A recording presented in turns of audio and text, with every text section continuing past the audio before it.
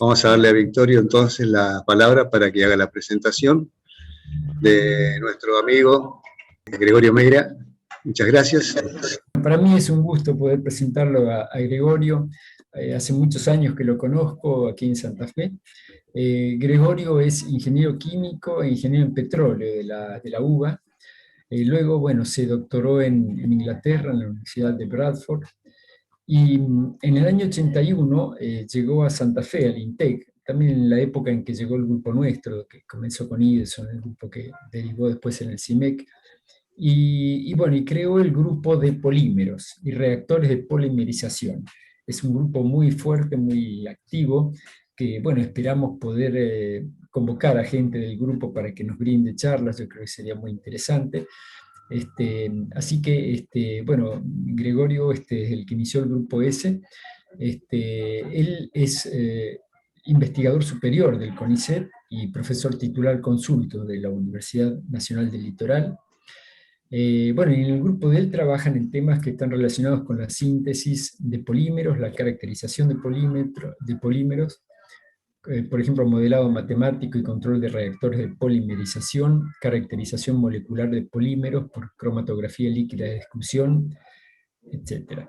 Bueno, la charla que nos va a dar Gregorio no tiene que ver con polímeros, sino con bueno, una pasión que él tiene, que es por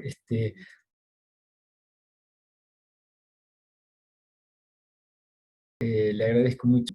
Te cedo el micrófono, entonces, Gregorio. Bueno, por de pronto muy honrado de estar acá y de contarles una historia ya muy vieja, pero muy interesante, como espero que les parezca. Lo llamo Darwin en Argentina del 32 al 35, hace casi 200 años. Esta foto que está puesta ahí, la saqué yo en el Calafate de Parques Nacionales, y muestra un Carlos Darwin joven, que es lo que me interesaba a mí, porque lo que vamos a contarle, lo que les voy a contar, es una historia de un chico, digamos, que tenía entre 23 y 26 años cuando dejó por fin Sudamérica y nunca más volvió. Ahí lo vemos con un ancla del Beagle y un delfín que le pusieron Fitzroy. Bueno, resulta que a mí me interesó mucho. Vamos a ver, primero, organización de la charla. La charla la dividí en dos partes. La primera parte tiene 3 puntos: motivación y datos biográficos, algo sobre biología y algo sobre geología. Alguito nomás, porque no soy ni biólogo ni geólogo y no quiero meterme tampoco en camisa de 11 varas. La parte principal del cuento está en el punto 4, el Big y los recorridos terrestres de Darwin, y tiene varias secciones que son más o menos cronológicas. Uruguay y Bahía Blanca, Malvinas y Tierra del Fuego, Buenos Aires, Santa Fe y Entre Ríos, Santa Cruz y Mendoza. Bueno, empezamos entonces por motivación y datos biográficos. En caso mío, la motivación es haber leído este libro. No es el primer libro de Carlos Darwin, pero uno que fue un bestseller y muy anterior al origen de las especies, por cierto, pero tiene muchas cosas en él que ya nos permiten predecir, digamos, lo que venía. Pero es mucho más interesante, me parece a mí, que el origen de las especies, porque es un libro muy general y sobre todo interesante para los que somos argentinos, porque tuvo como 3 años en el país, una persona muy, digamos, inteligente, valerosa, diría yo, interesada por todo, y bueno, y cuenta digamos, una situación que es realmente desastrosa. Digamos, en el país había anarquía total y estaban, digamos, las luchas contra el indio significaba, digamos, el terror digamos, y el asesinato directamente, como verán más adelante. De pura casualidad, el libro este lo compré en la Estación Experimental Darwin, en Puerto Ayora, Isla Santa Cruz, archipiélago de Galápagos, hace casi 10 años. Les comento que esta estación experimental Darwin está acá, en el sur de esta isla, que antes se llamaba Indefatigable, pero ahora se llama Santa Cruz, a la cual nuestro héroe Darwin no paró, porque digamos, los puntos donde paró Darwin en Galápagos están marcados acá, y obviamente no paró en la isla. Estos son los recorridos del Beagle y de los barcos más pequeños que mandaban, digamos, para seguir estudiando la cosa. Bueno, entonces les cuento ahora el libro que fue traducido a muchos idiomas. Hay una edición de El Ateneo excelente que se llama Viaje de un naturalista alrededor del mundo. En realidad, el libro ese salió como volumen 3 de una serie que se llama Narración de los viajes de reconocimiento de los buques Adventure y Beagle entre los años 26 y 36. Hay una extensísima bibliografía asociada a este libro, debo decir. Pero yo consulté a dos, por lo menos. Esta es Alan Moorhead, es un australiano. Este libro es excelente desde el punto de vista de visual. Pero este libro me gusta mucho más. Es de Richard Keynes. Richard Keynes, o Darwin Keynes, era el bisnieto de Darwin y también profesor de Cambridge, curiosamente, un fisiólogo. Entonces, tiene, digamos, está interesante el libro este porque tiene acceso a todas las bases de datos y toda la información y cosas que heredó de su familia, digamos. En el caso de la Argentina hay por lo menos 2 libros que he leído, El Traición de Darwin y El chileno en la Pampa Bárbara. Y ahí está esta revista de la Asociación Geológica Argentina, que hizo en el año 2009, en ocasión del bicentenario de su nacimiento, dedicó una revista entera al caso, y que se llama Darwin en Argentina, como estoy contándole yo a ustedes en este momento. Breve biografía. Nace en Shrewsbury, queda acá cerca de Gales, muere en Kent a los 74 años, en Down House. Down House está acá, en el sur de Londres. Ambas casas siguen estando y pueden ser visitadas. Ya les voy a mostrar fotografías. Estudia 2 años de medicina en la Universidad de Edimburgo, pero deja medicina porque dice que no le gusta. Y se va a estudiar, curiosamente, arte en Cambridge, pero estudiaba mucho más que arte y se interesaba en cursos de todo tipo. Por ejemplo, entomología con el profesor Hope, geología con el profesor Sedgwick, etc. El segundo viaje del Beagle, que es el que vamos a contar, que dura casi 5 años, parte del puerto de Plymouth a fines del 31, Plymouth está acá, en Cornwall, y regresa con esta misma puntita, Falmouth, en el año 36. Acá hay un árbol genealógico de nuestro héroe. Acá está Darwin, se casa con su prima Emma Wedgwood y tiene 10 hijos, algunos de los cuales muere muy joven. Lo interesante es que, digamos, el padre de él era médico y su abuelo también era médico, pero bastante más que médico además. Los abuelos fueron conocidos liberales y republicanos, lo que se llamaría, digamos, lo que se llamaba en esa época los Whigs. Y toda la familia era Whig. También Carlos Darwin, a contraposición, por ejemplo, de Fitzroy, que era conservador y Tory. Aquí está Erasmus Darwin, el abuelo paterna, médico naturalista, fisiólogo, filósofo y poeta. Tiene una poesía sobre la evolución, curiosamente, que no tiene nada que ver con la ciencia, obviamente. Y el otro abuelo es Josiah Wedgwood, el alfarero, porque fue el creador de la porcelana Wedgwood, que se sigue vendiendo cuando uno va a Londres, por ejemplo. Ellos dos fueron miembros fundadores de la Sociedad Lunar, que era una sociedad, bueno, liberal, que creía en las ideas de la Revolución Francesa, por razón por la cual tenía bastantes enemigos también. Por ejemplo, Joseph Priestley, que fue uno de los inventores, se puede decir, del oxígeno en la química, tuvo que huir de Inglaterra y instalarse con su laboratorio en Estados Unidos, porque fue perseguido por los conservadores. James Watt era otro de los creadores, fue el inventor de la máquina de Watt, la máquina de vapor, que después fue usado en barcos, etc. Bueno, acá está la casa natal, acá está una pintura donde se lo ve a Carlos a los 6 años, con su hermana Catherine, con plantitas, indicando quizás que su interés ya por la biología y por los seres vivos en ese momento. Esta es Down House, donde vive la mayor parte de su vida y donde crea todos sus libros.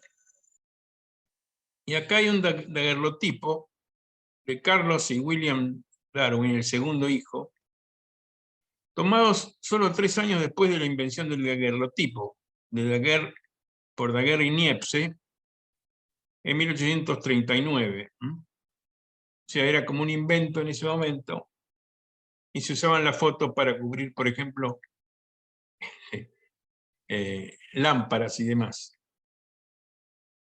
O no las fotos, sino los daguerrotipos se llamaban en esa primera época. Bueno, acá está la Universidad de Cambridge, actualmente con Christ Church, que es con la misma forma exactamente que tenía hace 200 años. Acá hay 2 profesores que tuvieron gran incidencia en su formación.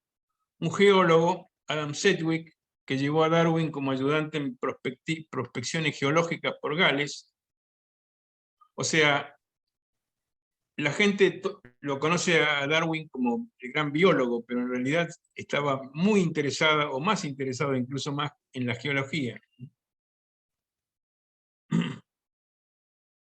La botánica tuvo un tutor y profesor, John Henslow. Bueno, puse acá un sabio ridiculizado y aclamado, o sea, sus ideas fueron obviamente altamente criticables por muchos y, digamos, aclamadas por otros, pero al final, por supuesto, ganó la ciencia, y aún a su muerte fue enterrado junto a los grandes de la ciencia británica, ¿no? Herschel, Newton, Maxwell y Faraday. Están todos enterrados ahí en la Catedral de Westminster, indicando que, bueno, que todo el mundo al final lo admiraba a pesar de las tremendas discusiones que generó. Pongo algo sobre biología. El libro más famoso se llama El origen de las especies mediante la selección natural o la preservación de las razas favorecidas en la lucha por la vida. Es curioso que nosotros tenemos acá en Argentina un ejemplar donado por Darwin a la Academia Nacional de Ciencias de Córdoba por haber sido nombrado miembro honorario de dicha academia. También mandó una carta de agradecimiento con su firma, etc. Puse acá oraciones iniciales y finales del origen de las especies, que no voy a hablar, obviamente. Dice, cuando iba como naturalista a bordo del Beagle, llamaron mucho mi atención ciertos hechos de la distribución de los seres vivos que viven en Sudamérica y en las relaciones geológicas entre los habitantes actuales y pasados de aquel continente. Estos hechos parecían arrojar alguna luz sobre el origen de las especies, el misterio de los misterios. Y empieza el libro más famoso. Y bueno, ¿cuál es la creación de él? ¿A partir de qué cosas se...?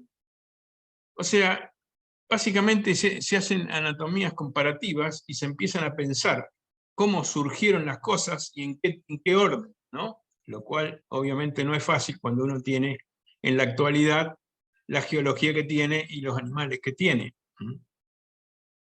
Por ejemplo, estando acá en Sudamérica, él encontró restos del gliptodonte, y entonces asoció el gliptodonte, la mulita y el pichiciego, que son seres actualmente vivos, diciendo, bueno, de algún antepasado común salieron esos tres animales.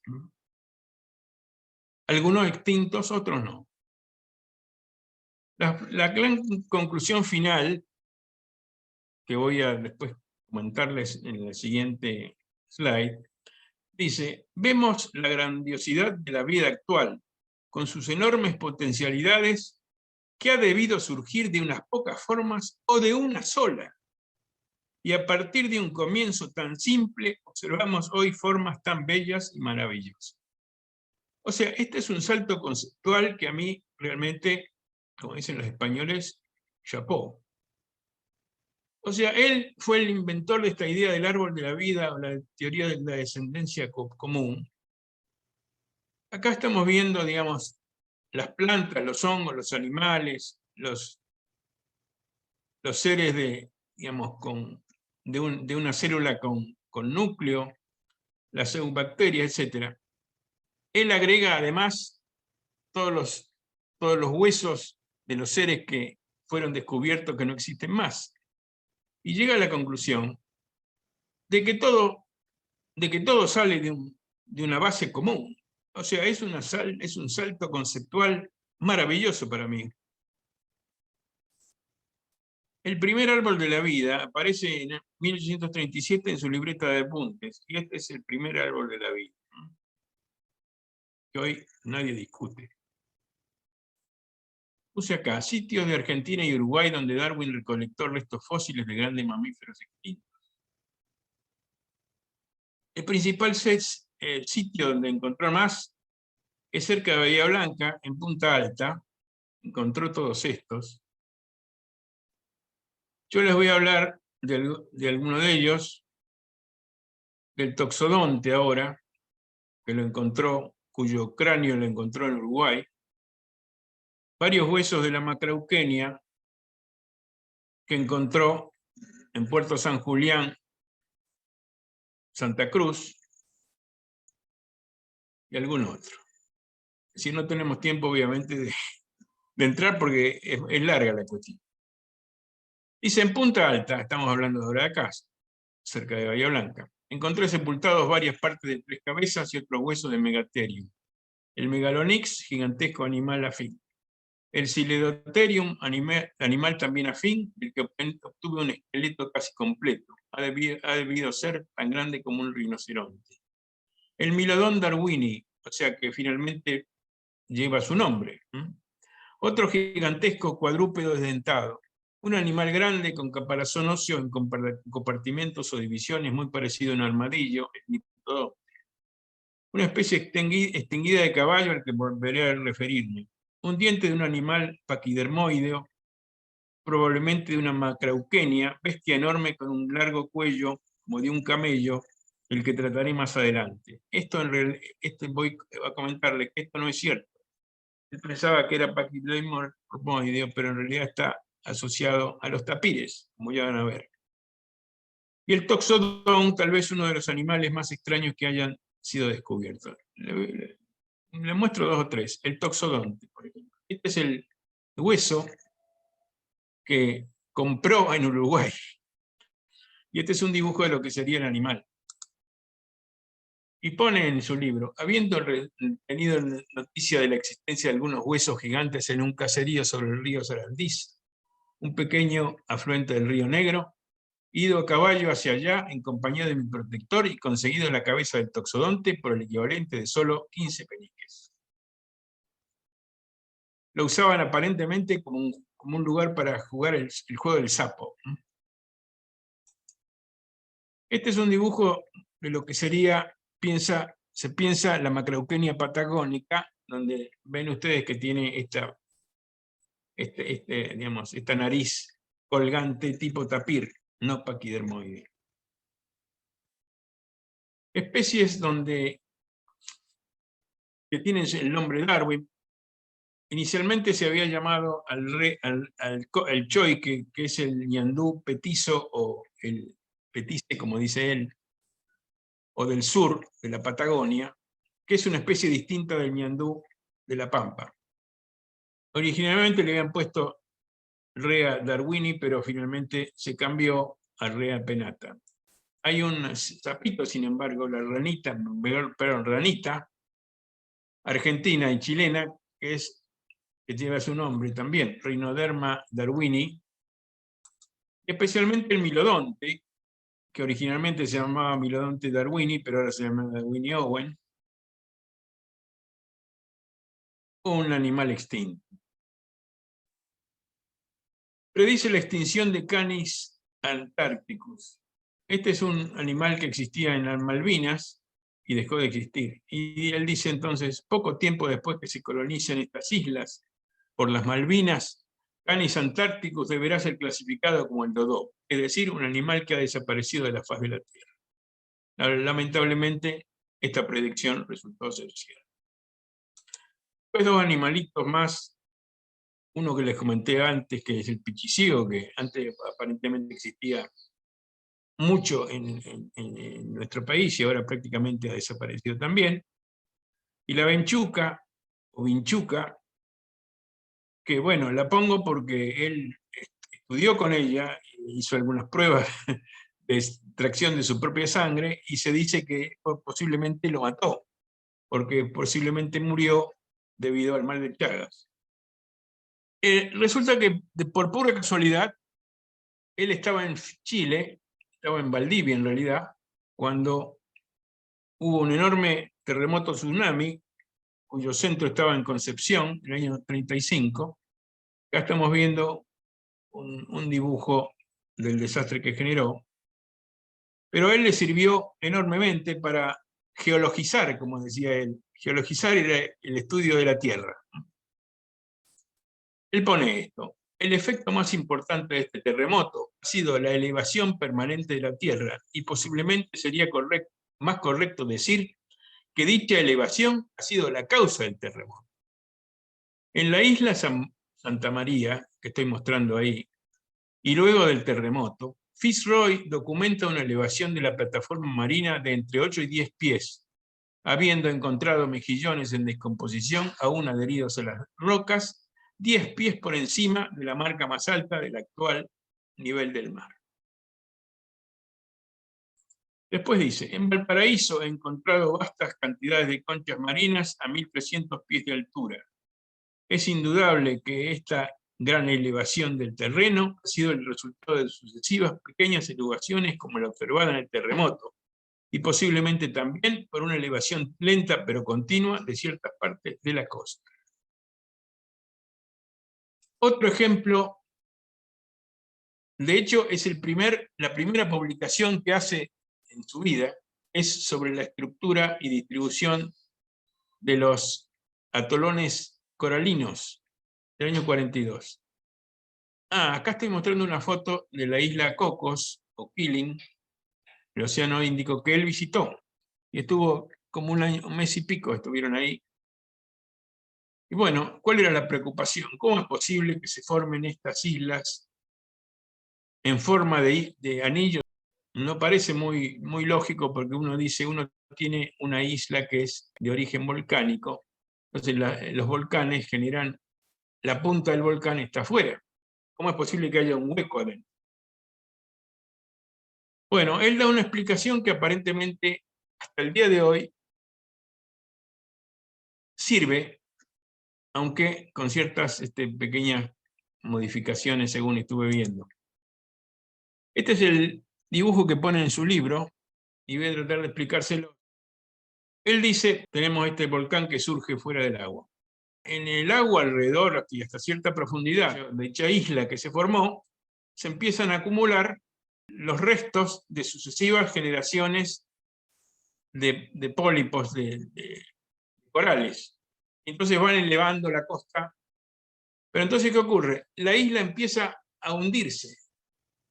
Y al final llegamos a esta situación, este era el nivel del mar original, y este es el nivel del mar final, donde se elimina completamente la isla del medio y queda solamente la isla, o sea, la parte calcárea del exterior. O sea, una cosa sensacional, me pareció a mí. Él dice, en resumen, los atolones se forman cuando un arrecife de coral crece alrededor de una isla volcánica, mientras la isla se va sumergiendo en el océano. Bueno, veamos entonces la segunda parte de la charla, que lo he llamado el Beagle y los recorridos terrestres de Darwin. Aquí hay un dibujo del Beagle, parece una pintura. Era un bergantín, o sea, estaba armado con 10 pequeños cañoncitos. El bergantín desapareció, o sea, se perdió lamentablemente, pero el original, pero se está fabricando una réplica a escala 1:1 en Punta Arenas, Chile, en el Museo de la Nao Victoria. La Nao Victoria también hay una réplica de la Nao Victoria, que es la nave de Magallanes. Punta Arenas está sobre el estrecho de Magallanes. Acá le están poniendo como mascarón de proa un perrito Beagle, pero creo yo que es inventado, porque el Beagle original no tenía un perrito, sino que tenía la cabeza del perrito. Voy a mostrar un dibujo de cómo era. Ven acá adelante, está la cabecita del perrito. Darwin dormía sobre una litera acá arriba, y acá abajo estaba la oficina del capitán Fitzroy. Sufrió muchísimo durante el viaje porque siempre descompuesto, o sea, lamentaba no poder trabajar en esos tiempos, mientras iba navegando. El barco tenía 27 metros de eslora, 7 de manga, 3,8 de calado y 10 cañones. Una tripulación de alrededor de 100 personas necesitaba. Todas esas personas entraban acá, en el medio básicamente. El resto era para depósito. Puse acá los 2 primeros viajes del Beagle. O sea, lo que nos interesa a nosotros es el segundo, pero les cuento esto, que previamente, el 26 al 30, hubo una expedición abortada, donde fueron dos barcos, el Beagle y el Adventure. El Beagle, digamos, dirigida por Pringle Stokes, acá dice Fitzroy, pero voy a explicar por qué, y el Adventure con Parker King. Resulta que este capitán, estando en Tierra del Fuego, se suicida. Entonces la expedición queda sin capitán y la orden del almirantazgo era volver a Londres. Razón por la cual vuelve a Londres. Y hay digamos, está enterrado en Chile, y aquí está la tumba. Dice que Pringle Stokes, que murió por los efectos de ansiedades y durezas incurridas mientras revisaba las playas oeste de Tierra del Fuego.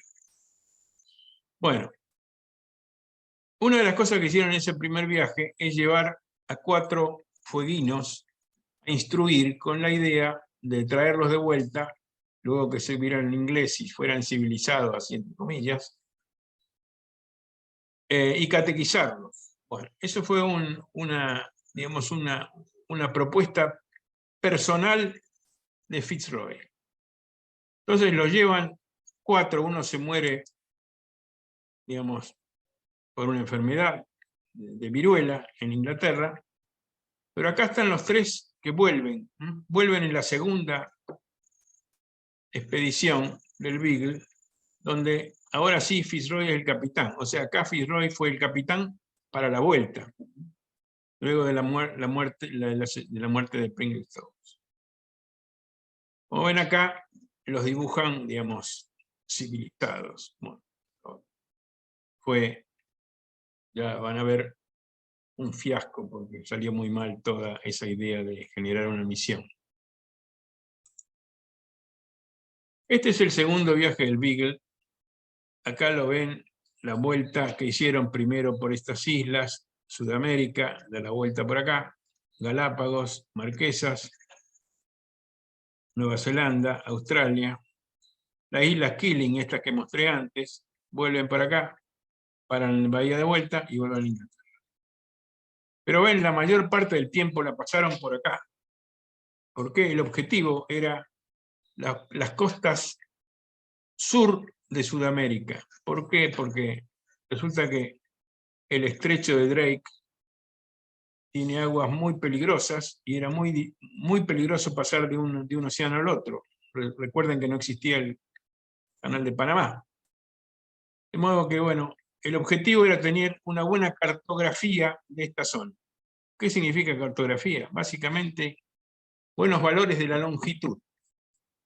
Porque la latitud se consigue fácil, pero la longitud, para tener la longitud, uno tiene que tener la hora de Londres. Y para tener la hora de Londres se necesita un buen reloj. Bueno, la alta tecnología del viaje del Beagle es 24 relojes de última generación. O sea, las principales misiones fueron continuar con los trabajos cartográficos de la costa sur de Sudamérica, determinar en forma más precisa las longitudes terrestres alrededor del mundo mediante una serie de mediciones cronométricas. Para dichas mediciones, el Beagle contaba con 24 cronómetros náuticos de última generación, como les dije. Este es uno de ellos, uno de los que estaba realmente en el Beagle. O sea, son cronómetros a cuerda, no funcionan los cronómetros con péndulo, porque se mueve el barco, pierden precisión. ¿Cuál es la idea? Bueno, obviamente se van desfasando los horarios, pero ellos van anotando en cada punto cuál era el valor de la hora de cada uno de los 24 cronómetros. Cuando vuelven después de 5 años y verifican la hora, vuelven para atrás todos los valores que tenían y promedian los valores de los 24 cronómetros para tener un valor de la longitud lo más precisa posible. Equipaje de Darwin, esto lo pagó el padre, y estos son los equipos que realmente todavía existen, eran los reales que llevó. Brújula geológica con clinómetro, el microscopio de una lente, sextante para medir ángulos de inclinación.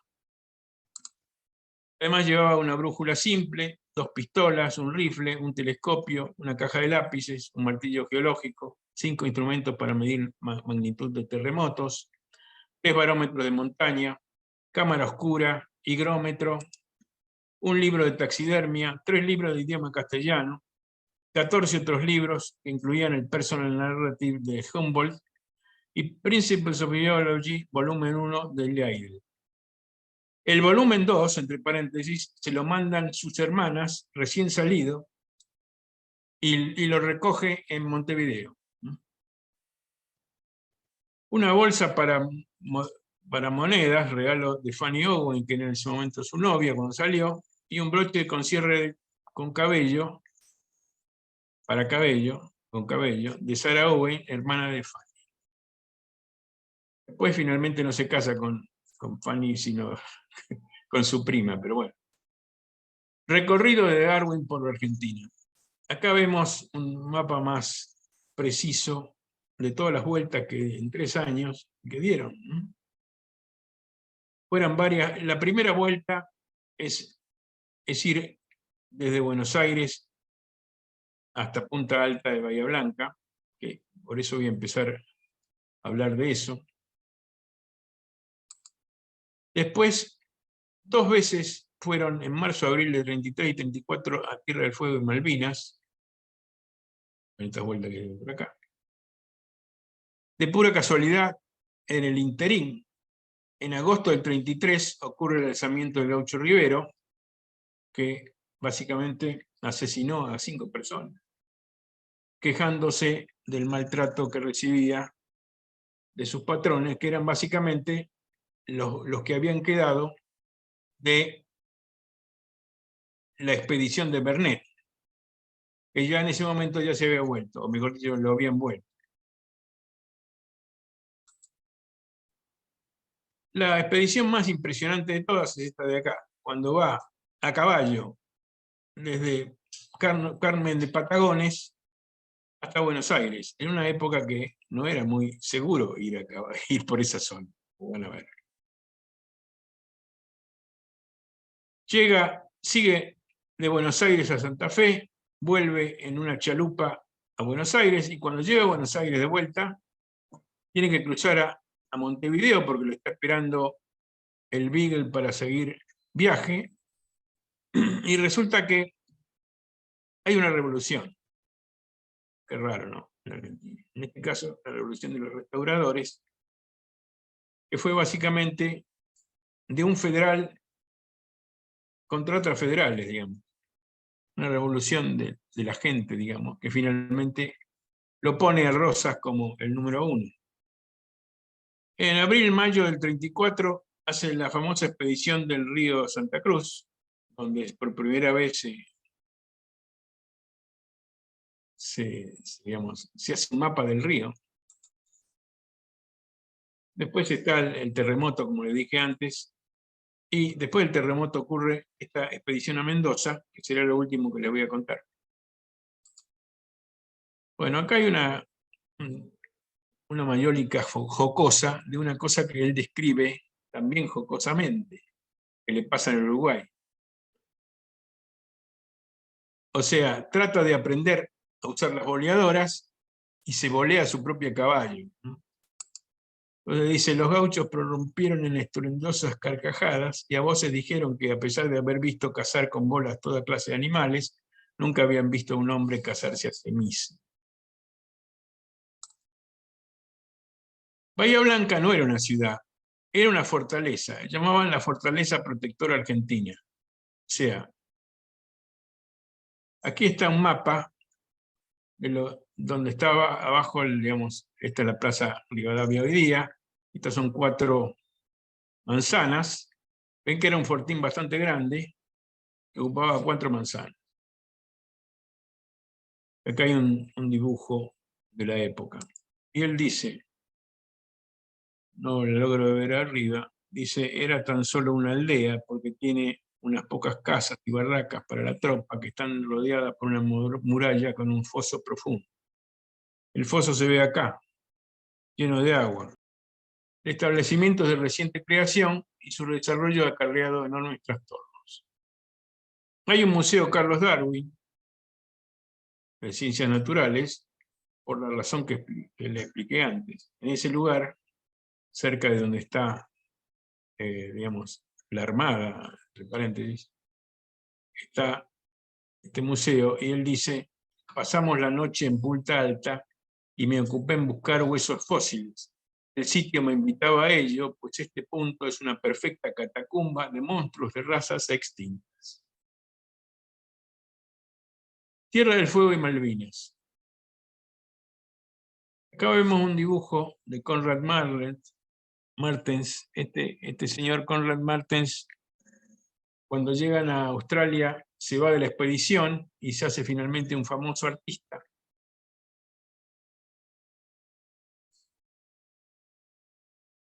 Entre paréntesis, uno de los picos que se ven acá se llama Darwin y está en la parte chilena de la isla de Tierra del Fuego.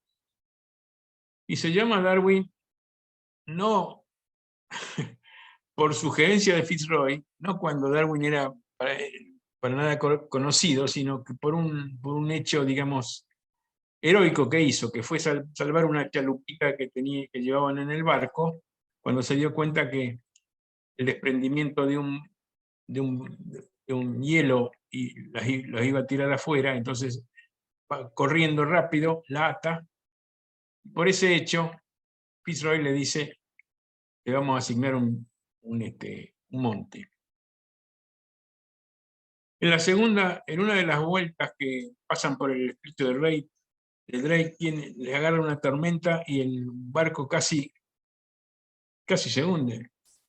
Razón por la cual tienen que calafatearlo en el río Santa Cruz, y bueno, la expedición del río Santa Cruz es precisamente porque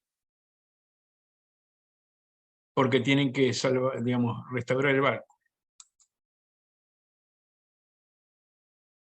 Acá está Ushuaia, muy cerquita de Ushuaia, pero en la isla Navarino, que pertenece a Chile, en este recodito que se llama la caleta Ulaya, es donde se instaló la misión del reverendo Matthews y los 3 fueguinos, que, como les dije antes, fracasó a los pocos meses. Esta es una foto del lugar donde se está homenajeando los 200 años de nacimiento de Robert Fitzroy, que nació en 1805, es decir, 4 años antes que Darwin. Es decir, también era muy joven, tenía menos de 30 años cuando hizo la segunda expedición. La misión fue destruida a los pocos meses de ser instalado y el reverendo Matthews continuó su viaje en el Big. Isla Malvina Oriental. Berkeley Sound es este estuario grande, o esa entrada grande de la isla.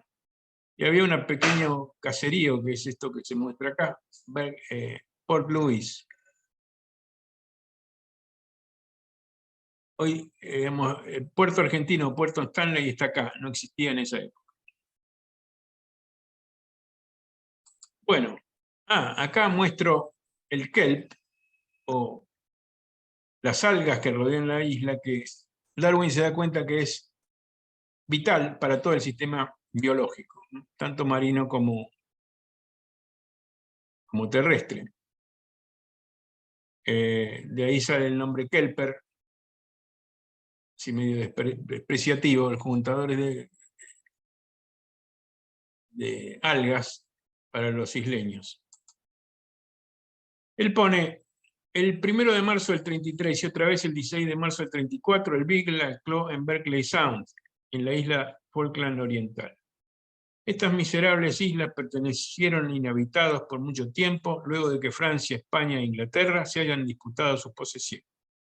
El gobierno de Buenos Aires primero las utilizó para un establecimiento penal y después se las vendió a un particular, Luis Bernet.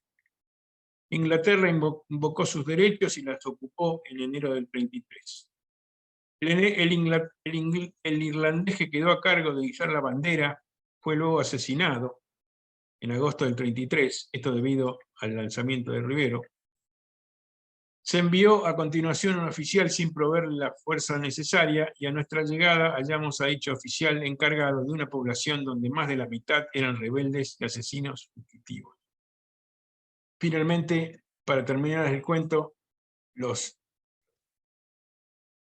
son 4 rebeldes, uno al final, digamos, lo delatan, dicen dónde está Rivero, lo toman prisionero y lo mandan a Montevideo, no sabiendo muy bien qué hacer con él. Y después medio que se pierde la historia del gaucho. Provincia de Buenos Aires, Santa Fe y Entre Ríos. Bueno, esta es la famosa, el cruce de Buenos Aires. Tengan en cuenta que Patagones era la última población blanca, civilizada. No existía más nada más al sur que Patagones. Y Patagones se surtía, digamos, por barco, ¿no?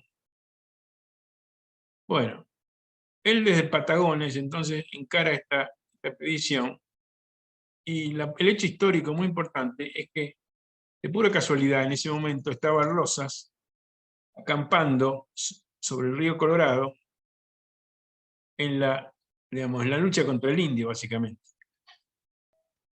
Él vuelve y parando en estas postas, que habían sido estas postas Palquén, después para en la estancia Los Cerrillos, o sea, en la estancia de Rosas.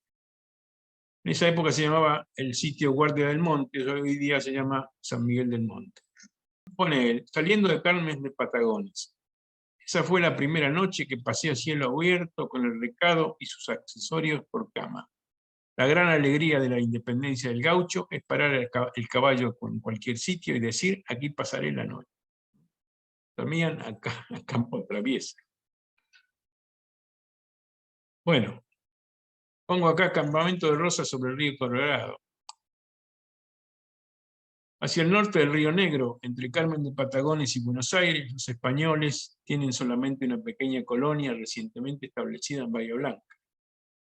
Previamente, las tribus errantes de jinetes indios ocupaban la mayor parte de esta región y arrasaban las estancias. Por ello, desde hace algún tiempo, el gobierno de Buenos Aires equipó un ejército a las órdenes del general Rosas con el propósito de exterminarlos. El general Rosas partió de Buenos Aires en línea recta por llanuras inexploradas, dejando tras de sí, en amplios intervalos, a piquetes de soldados con repuestos de caballos, postas, a efecto de mantener la comunicación con la capital. El campamento del general Rosas estaba cerca del río Colorado y consistía en un cuadrado formado de carros, artillería y chozas de paja. Casi todas las tropas eran de caballería y me inclino a creer que jamás se reclutó en el pasado un ejército semejante de villanos y pseudo bandidos.